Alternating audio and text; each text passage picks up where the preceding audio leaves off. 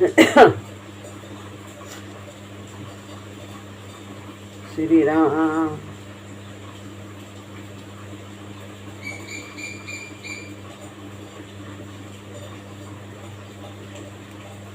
गुरुर्ब्रह्मा गुरुर्विष्णु गुरुर्देव महेश्वरा, गुरु साक्षात् परब्रह्म तस्मै श्री गुरुवे नमः। तस्मै श्री गुरुवे नमः। श्री राम राम राम।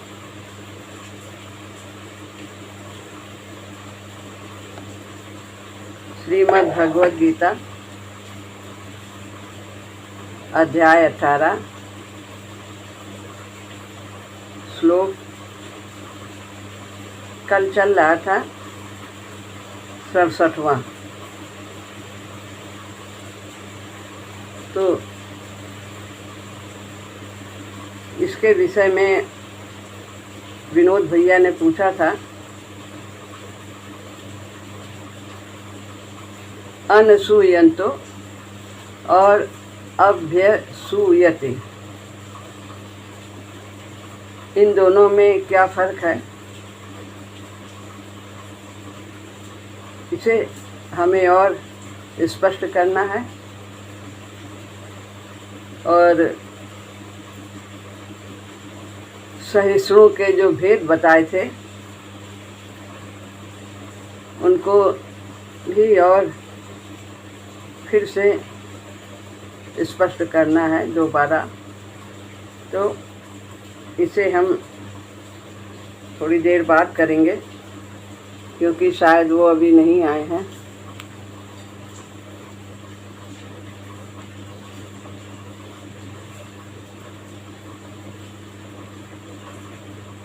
अभी वो नहीं आए हैं, तो हम दूसरा श्लोक लेते हैं अभी।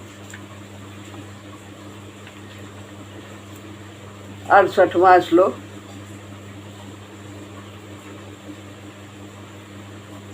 यम इदं परमं गुह्यं मद्भक्ते स्वभिधास्यति,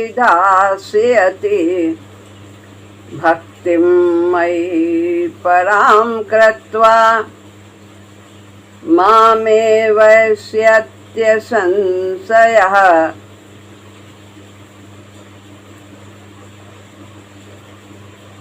या माने जो, इदम इस, परमम परम यानी परा, भक्तिम भक्ति, गुह्यम गोपनीय संवाद, परम गोपनीय संवाद, मद भक्तेश वभिधास्यति, मेरे भक्तों में अभिधास्यति माने कहेगा, माम माने मुझे ही, एव माने ही, ऐस्यति प्राप्त होगा, असंशय इसमें कोई संदेह नहीं है।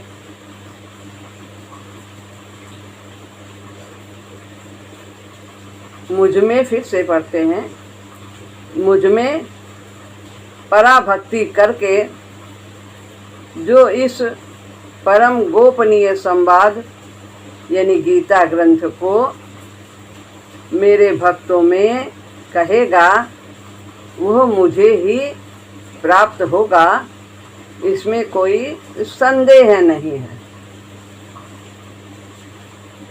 तो ये श्लोक तो बहुत ही आनंद देने वाला है। भक्तिम मयि पराम कृत्वा, इसको विस्तार से हम समझते हैं। जो मेरे में पराभक्ति करके इस गीता को कहता है, पराभक्ति करके। यानी रुपया, मान, बड़ाई, भेंट, पूजा, आदर, सत्कार, किसी भी चीज को पाने के लिए नहीं कहता कि इससे कमाई होगी, धन आएगा, लोग हमारा आदर करेंगे, बड़ाई होगी, हमारी पूजा की जाएगी, माला पहनाया जाएगा, चरण पखारे जाएंगे, ऊंचा सिंहासन मिलेगा। तो इसके लिए नहीं कहता, वरन भगवान में भक्ति हो जाए, प्रेम हो जाए, भगवान के लीला का गुणगान करके हमारा प्रभु के चरणों में और प्रगाढ़ प्रेम हो जाए, इसलिए वो कहता है। और कोई किसी भी प्रकार का प्रलोभन उसके अंदर नहीं रहता, और ना ही वो चाहता है और ना ही वो लेता भी है कि धन आ रहा है, संपत्ति आ रही है, इससे हम ऐश करेंगे, आराम करेंगे, ये हमारी आमदनी का साधन है, ऐसा कुछ भी नहीं। तो जो केवल प्रभु के प्रेम को पाने के लिए ही मेरी गीता का जो ये संवाद है उसे कहेगा मेरे भक्तों को, तो वो मुझे ही प्राप्त होगा, इसमें कोई संदेह नहीं। भगवान में भक्ति हो जाए, भगवत भावों का मनन हो जाए, हम उसी में डूबे रहें, प्रभु की लीलाओं में, नाम में, ये उद्देश्य हो। इन भावों का प्रचार हो जाए कि सभी क्या हो जाए, आनंद खुशी में मन गम के, जैसे गुलाब का फूल खिले, प्रभु संदेश प्रसारित करके सभी दिशा महकाए हम। पूज्य भैया जी ने लिखा कि आनंद खुशी में हमारा भी मन आनंद में रहे और सारे संसार में आनंद छा जाए, क्योंकि जो प्रभु से जुड़ जाएगा वो आनंदित ही रहेगा। तो इसलिए वो ये गीता का प्रसार करता है, भगवान के बातों को प्रसारित करता है सभी। इन भावों का प्रचार हो जाए, इनकी आवृत्ति हो जाए, सुनकर लोगों का दुख, जलन, संताप आदि दूर हो जाए। क्यों दुखी हैं लोग? कहे हनुमंत विपति प्रभु सोई, और जब तब सुमिरन भजन न होई। जब भगवान से दूर होगा, भगवान का सुमिरन नहीं होगा, भगवान की सेवा नहीं होगी, वही दुखी रहेगा। और जब भगवान की बातों को सुनेगा तो प्रभु का चिंतन होगा और प्रभु की सेवा भी करेगा, भगवत भाव बनेगा। तो इसलिए सारे दुख सबके दूर हो जाएंगे, कहीं कोई अभाव ही नहीं प्रतीत होगा। जब भगवान से जुड़ेगा, भगवान पूर्ण है, तो पूर्ण से जुड़कर ही वो पूर्ण हो पाएगा, अभाव प्रतीत ही नहीं होगा। लेकिन संसार अपूर्ण है और हम संसार से जुड़े रहते हैं, संसारिक वस्तुओं की कामना करते हैं, तो हम कभी पूर्ण हो ही नहीं सकते। हर समय अभाव ही अभाव दिखेगा, कभी संतोष होगा ही नहीं। और बिन संतोष सुख सपने नहीं।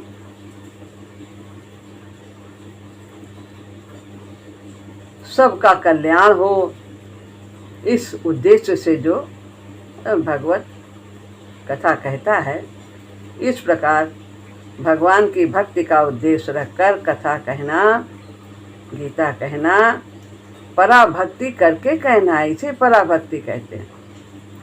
तो पराभक्ति का उद्देश्य रख करके जो मेरी इस गीता को कहेगा मेरे भक्तों में, वो मुझे ही प्राप्त होगा, इसमें कोई संदेह नहीं। इसीलिए पाठक चाचा जी कहते थे कि ये जो इसमें भगवान ने ये शब्द कहे हैं, ये श्लोक कहा है, इसीलिए मैं सबको यही गीता का ही संदेश देता हूँ। मुझे ये श्लोक बहुत पसंद है और हमें भी ये बहुत पसंद है।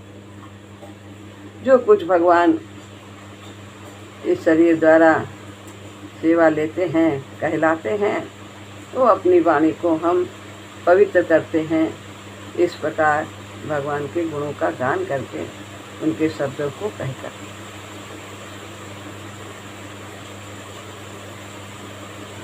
तो इसी अध्याय में 54वें श्लोक में, इस श्लोक में कही गई पराभक्ति में अंतर है। कहा है कि जो सांख्य योगी हैं, जो जिन्होंने ब्रह्म को प्राप्त कर लिया है, यानी देह बुद्धि से, देह भाव से वो ब्रह्म भाव में हो गए हैं अपने विवेक के द्वारा साधना करते हुए, तो उन्हें ये ज्ञात हो जाता है कि मैं कौन हूँ, मैं भगवान का अंश हूँ, अपने तत्व की स्मृति हो जाती है। इतना कहा है भगवान ने। लेकिन यहाँ पर कह रहे हैं कि सांसारिक मान बढ़ाई आदि किसी भी चीज की किंचित भी कामना न रखकर जो मेरे इस गीता ग्रंथ को कहेगा, वह भगवत भक्ति की प्रेम की अभिलाषा रखकर कहेगा, वो पराभक्ति को प्राप्त होगा। वो उसमें कहा है कि ब्रह्मभूत होने पर उसे अपने तत्व की स्मृति हो जाती है कि मैं आत्मा हूँ, मैं भगवान का अंश हूँ। लेकिन यहाँ पर केवल यह उद्देश्य रख करके कि मुझे भगवान का प्रेम पाना है, भगवान की भक्ति पाना है, इसलिए गीता ग्रंथ को भगवान के भक्तों में कहना है, तो बस उसे पराभक्ति हो गई, पराभक्ति प्राप्त हो गई और भगवान की भी प्राप्ति हो जाएगी। इस प्रकार कहते कहते कहते कहते निश्चित रूप से प्राप्ति होगी, इसमें कोई संदेह नहीं है। भगवान कहते हैं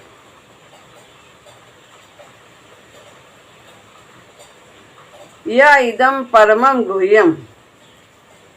इन पदों से पूरी गीता का परम गुह्य संवाद लेना चाहिए जो गीता ग्रंथ कहलाता है। तो यह मुख्य बात है, परम गुह्यम रहस्य है। क्या मन मना मद भक्तो मध्या। आगे 2-3 श्लोक सब बहुत ही सब एक दूसरे से जुड़े हुए हैं। सर्वधर्मान परित्यज्य मामेकम शरणं व्रज। मेरी शरण में आ जा, मैं तुझे सभी पापों से मुक्त कर दूंगा। तेरे अंदर कोई कमी रहने नहीं पाएगी, वो सब मेरी जिम्मेदारी हो जाएगी। एक मेरी ही शरण में, एक मेरी शरण में आ। मद भक्ते स्वभिधासयति। कहते हैं कि मेरे भक्तों में कहेगा, अभिधासयत यानी कहेगा, जिसकी भगवान और उनके वचनों में पूज्य बुद्धि है, आदर बुद्धि है, श्रद्धा है, ऐसे व्यक्ति जो भगवान को पूजता है, आदर करता है, उनसे श्रद्धा रखता है, उन पर विश्वास रखता है, उन्हें अपना परम सुहृद समझता है, तो और सुनना भी चाहता है। पीछे कहा जो सुनना नहीं चाहता उसे नहीं सुनाना है, जो सुनना चाहता है उसे सुनाना है, जो दोष दृष्टि रखता है मुझ में उसको भी नहीं सुनाना है। तो जो आदर बुद्धि रखता है, पूज्य बुद्धि रखता है, श्रद्धा रखता है, भगवान में प्रेम है और सुनना चाहता है, वो भक्त हो गया। आप सब भक्त हैं। कितनी सुबह सुबह बैठ करके और भगवान की कथा सुनते हैं।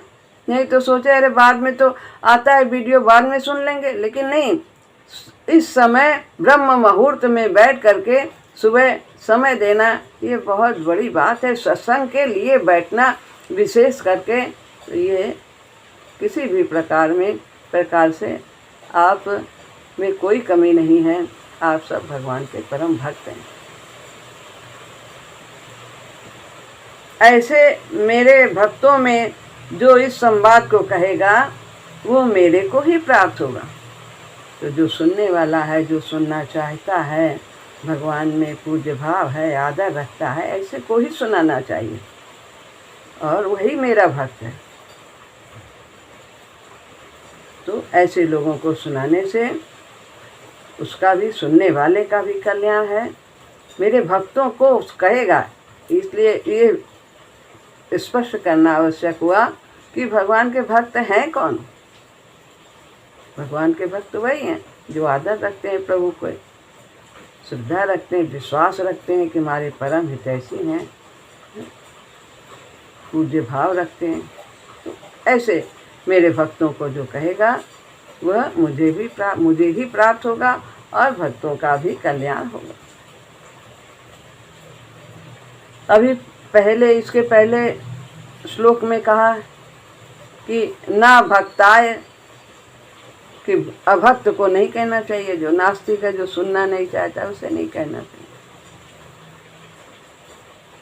इसका मतलब ये है कि बहुत से लोग कितने बड़ी बड़ी सभा में बोलते हैं, पंडाल में बोलते हैं,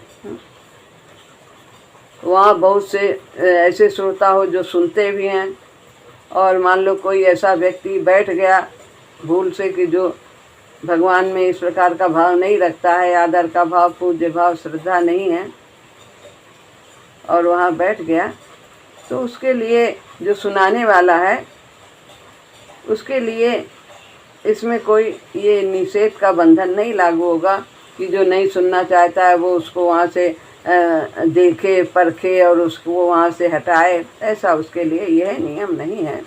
तो जो सुनना चाहता है, और बहुत से लोग सुनने वाले हैं जो सुनने बैठे हैं, उनको वो सुनाता है।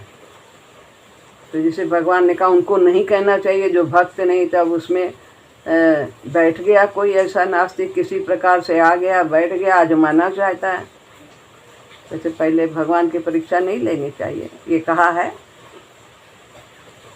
तो जहाँ बहुत से श्रोता सुनते हो और वहाँ पहले बताए गए दोषों वाला कोई व्यक्ति बैठा हो, तो वक्ता के लिए पहले कहा गया निषेध लागू नहीं पड़ेगा, क्योंकि वक्ता केवल उस व्यक्ति को गीता सुनाता नहीं है, वो तो वहाँ बहुत से लोग हैं, सुनने वाले हैं, उनको वो सुना रहा है।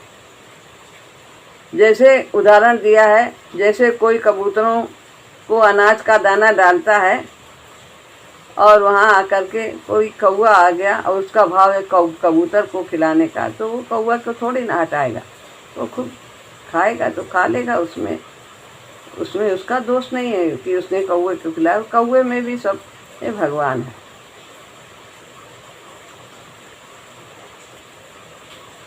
ऐसे ही कोई गीता का प्रवचन कर रहा है और उस प्रवचन को सुनने के लिए बीच में कोई नया व्यक्ति आ जाए अथवा कोई उठकर चल दे, तो वक्ता का ध्यान उस तरफ नहीं जाता है, वो तो अपना सुनाने वाले लोगों को वो कथा सुना रहा।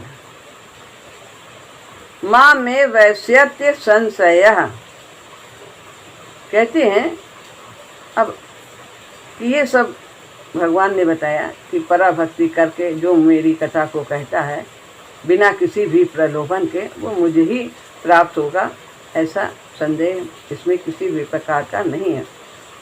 अगर गीता सुनाने वाले का केवल मेरा ही उद्देश्य होगा, मुझे ही चाहता है, मेरी भक्ति चाहता है, मेरा प्रेम चाहता है, तो वो मेरे को ही प्राप्त हो जाएगा, इसमें कोई संदेह की बात नहीं है। कारण कि गीता की यह एक विचित्र कला है कि मनुष्य अपने स्वाभाविक कर्मों से भी परमात्मा का निष्काम भाव से पूजन करता हुआ परमात्मा को प्राप्त हो जाता है। स्वकर्मणा तमभ्यर्थ सिद्धिम विन्दति मानवा, अपने कर्तव्य कर्म को प्रेम पूर्वक करते हुए, निष्काम भाव से करते हुए सिद्धि को प्राप्त हो जाता है, यानी परम सिद्धि को प्राप्त हो जाता है, परमात्मा को प्राप्त हो जाता है। गीता में ये इसी अध्याय में 46वें श्लोक में भगवान ने ये कहा।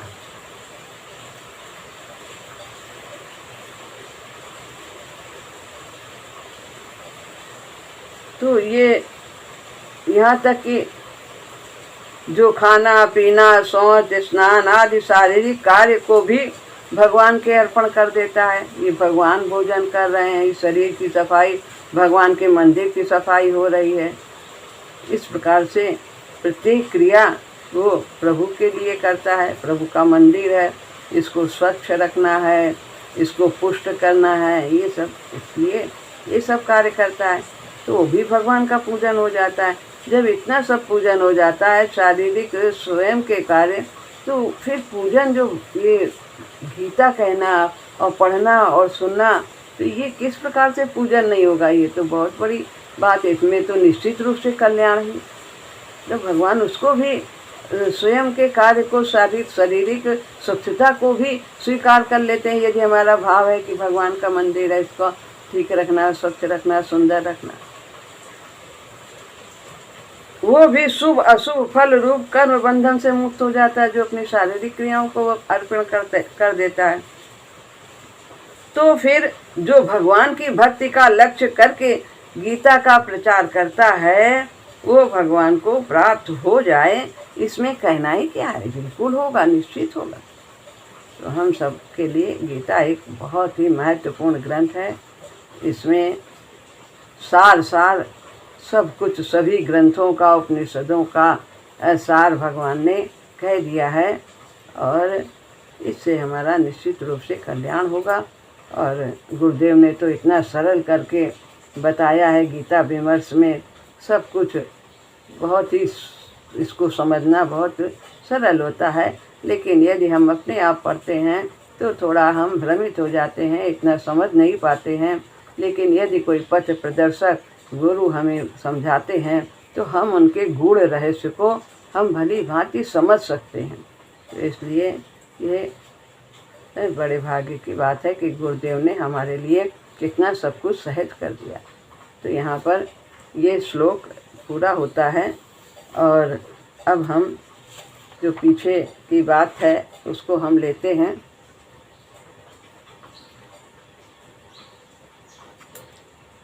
हाँ, विनोद भैया आ गए हैं।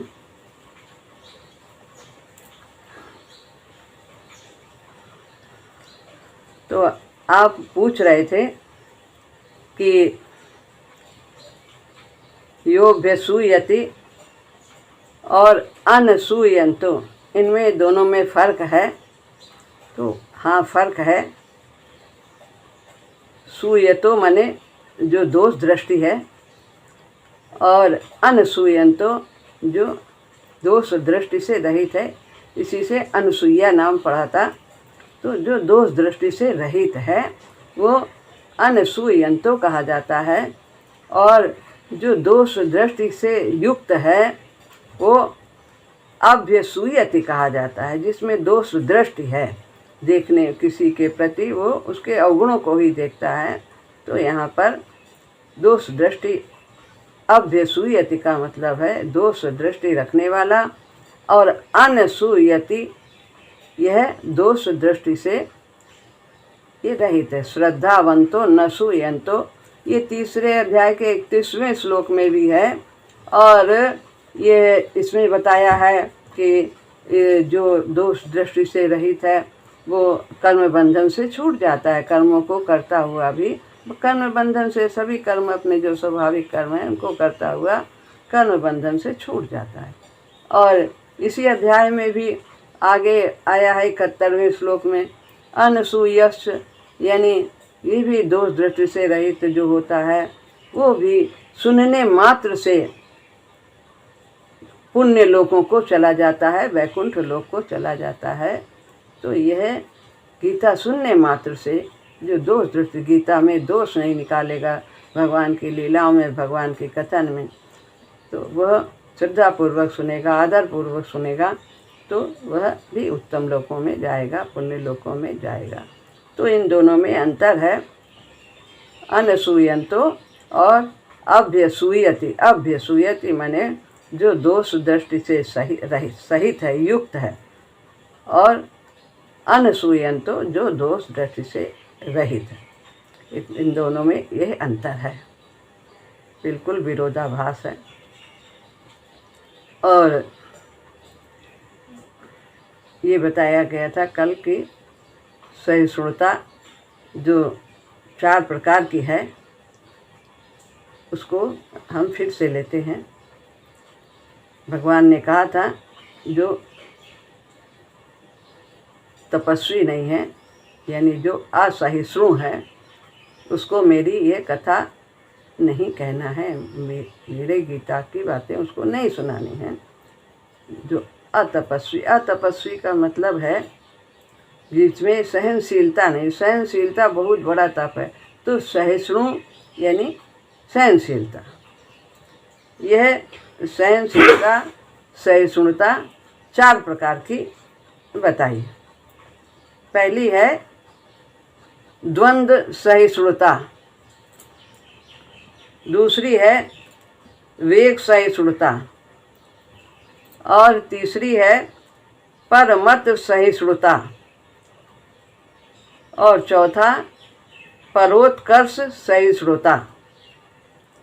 पहली है द्वंद्व सहिष्णुता। द्वंद्व का मतलब है जोड़ा।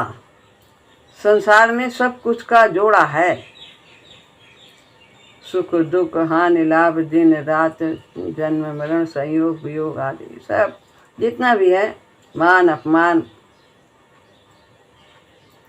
स्तुति निंदा, ये सब द्वंद्व कहे जाते हैं, जोड़ा। तो जीवन में द्वंद्व तो आएंगे ही, एक आया तो दूसरा जरूर आएगा। यदि मान पाने की इच्छा है तो अपमान जरूर होगा, जन्म हुआ है तो मृत्यु अवश्य होगी, सुख आया है तो दुख भी आएगा। सुख में हम सुखी होते हैं, जितना दुख में हम उतना ही दुखी होंगे।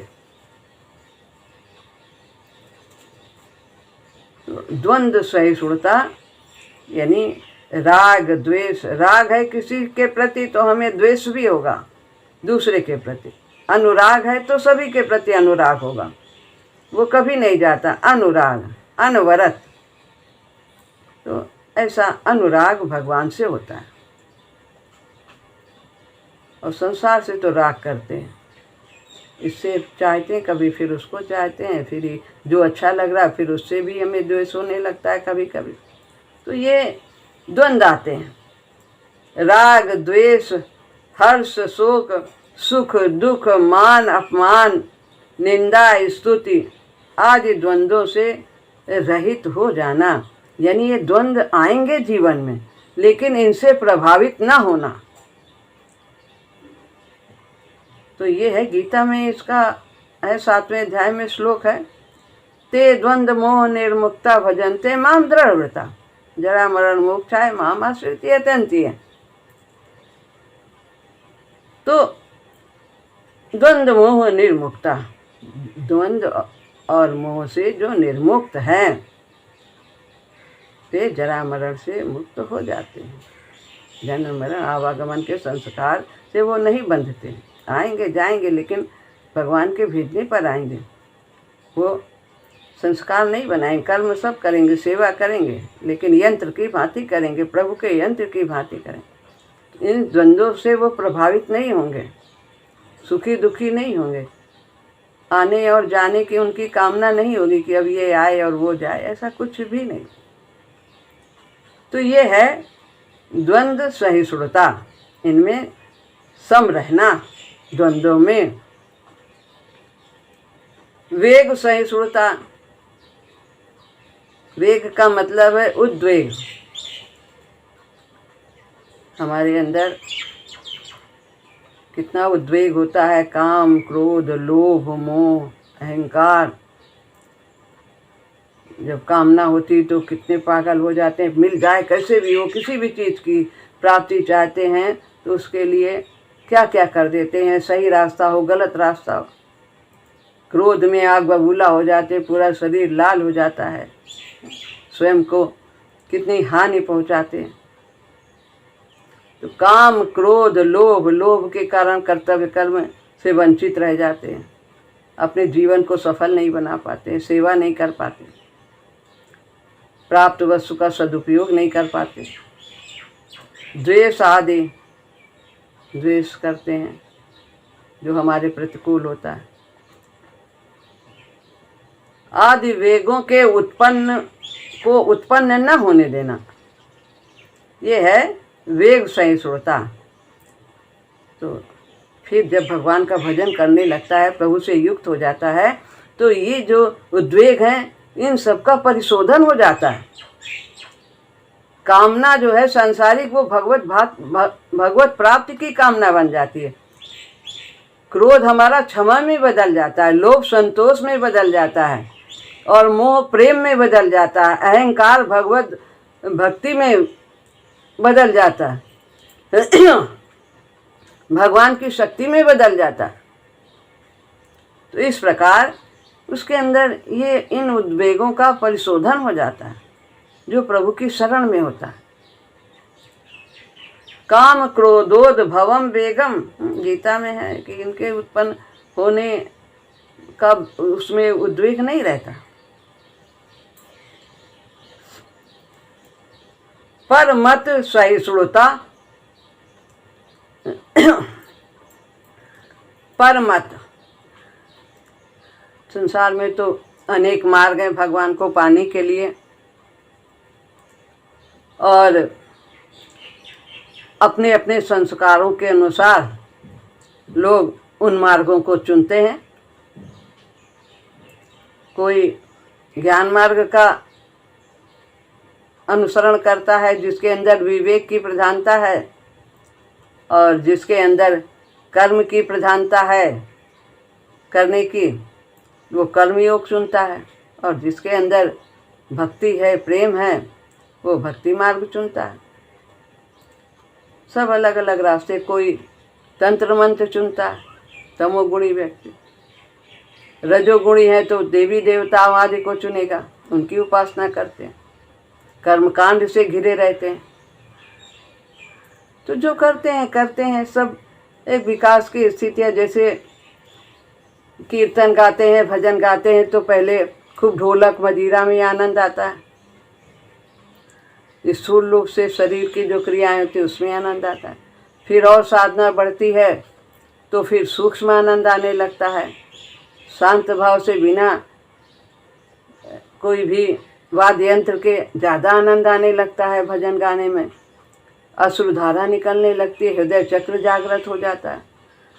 तो सब स्थितियां हैं। जैसे विद्यालय में सभी क्लास हैं और एक एक क्लास को पढ़ करके ही व्यक्ति एमए में पहुंचता है। तो अनेक मार्ग हैं भगवान को पाने के लिए।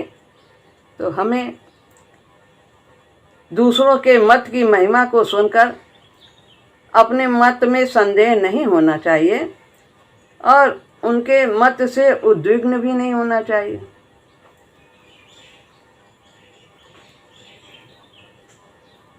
बताया एकम सांख्यम च योगम च या पश्यति स पश्यति।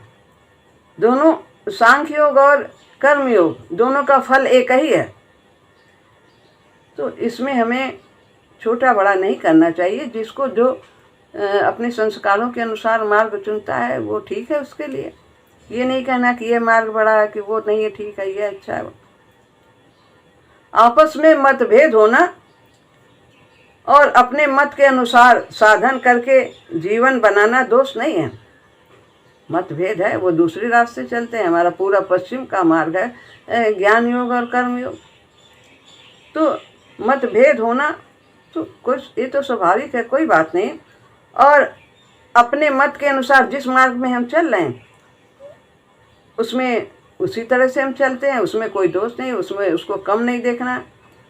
तो करके हमारा जीवन इसी मार्ग पे बन करके हमारा कल्याण होगा।